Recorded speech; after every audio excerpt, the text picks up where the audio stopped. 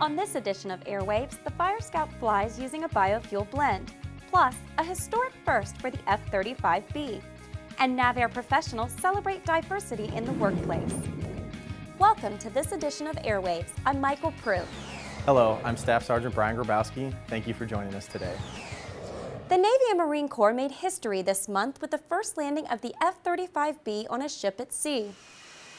The vertical landing aboard USS Wasp kicked off initial sea trials for the Marine Corps F-35 JSF version. The test period will evaluate the aircraft's ability to perform short takeoffs and vertical landings in an amphibious assault ship environment. It will also measure the F-35B's impact to flight deck operations.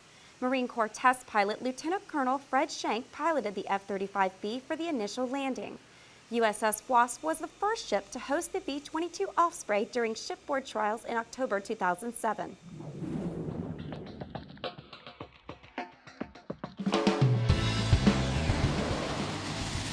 It's a great day because we got to bring up the Advanced Hawkeye, and this is the first Advanced Hawkeye launch off of UMass. Each aircraft, before going to the ship, will come here and we'll fill out launch bulletins for those aircraft. And it's much more cost effective to do that here at Lakehurst than it is to send aircraft out to the ship.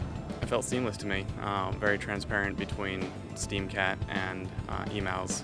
Felt like I was hooking up to any old catapult and took another cat shot. We've been working on getting out here to the emails for about a year and a half at this point. So it feels like we really made it to a milestone. We're actually getting to see some of our hard work we put into the planning. Well, this is a developmental program still, so we're continuing to find things that we can work on and improve, and we're doing that on a daily basis. It's changing the architecture and the manning requirement for the aircraft carrier. You know, it's going to take a lot less manning, a lot less ship's resources as far as steam and hydraulic fluid and mechanical parts. Now it's all electromagnetics, and so it's just the evolution of technology as we move forward. The latest Meet the Fleet event offers plenty of helpful feedback from the front lines. The Enterprise Strike Group returned in July from a 6-month deployment in support of the war in Afghanistan and Operation New Dawn in Iraq. The Enterprise conducted counter-piracy and counter-terrorism missions in the Mediterranean, Arabian, and Red Seas. Rear Admiral Terry Kraft commanded the strike group.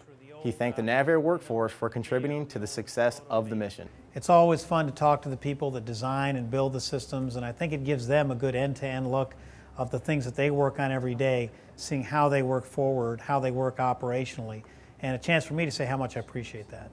This year, the USS Enterprise celebrates 50 years of service, making it the oldest carrier in the fleet. NAVAIR Commander Vice Admiral David Archazell hosted the first Continuous Process Improvement Update Day at Naval Air Station Patuxent River. CPI Update Day focused on the continued efforts to reduce cost and increase efficiency across the command. Airspeed Belts presented 7 projects to leadership, including efforts to streamline the hiring process and reduce acquisition cycle time. We need to make sure we understand it's not just the benefit we get from the actual project, it's the knowledge we learn on how to approach our work and how we apply that across the board. So it's twofold, right? The results of the actual project or whatever happens to be there, and the spreading of that culture and that knowledge across the command. Airspeed is currently working on 69 CPI projects across NAVAIR. An unmanned vehicle rounds out a successful year of biofuel testing for the Navy and the Marine Corps. The MQ-8 Bravo Fire Scout flew over Webster Field using a 50-50 biofuel blend of JP5 and plant-based camelina oil. The biofuel blend reduces carbon dioxide output by 75% when compared to conventional aviation fuel. The Fire Scout is the 7th aircraft to test the biofuel blend. Every aircraft is different. Flying an F-18 is much different than flying a helicopter, much different than flying a UAV. We're not a manned asset, but it's still have due diligence to make sure we get everything right.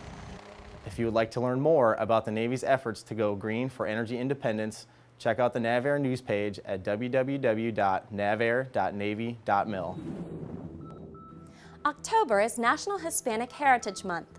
To celebrate, NAVAIR leaders and employees attended an open discussion led by professionals from the Hispanic community. The panelists applauded NAVAIR's efforts to diversify the workplace. One of the important things I think has to do with looking at the contributions that different groups in our society make, and in terms of the different perspectives that they bring, the different life experiences that allow, I think, that the kinds of work that people do provide a much broader kind of reality of what it is as Americans. That's the value of education. It's the value of hard work. It's the value of having a strong ethic and faith-based background, that in this country that you can be successful. We need to nurture that as early as we can. We need to promote that as early as we can, and we need to celebrate that as early as we can within our younger populations. NAVAIR's Hispanic Latino Engagement Action Team and the Equal Employment Opportunity Office teamed up to host this year's event. That's it for this edition of Airwaves. See you on the flight line.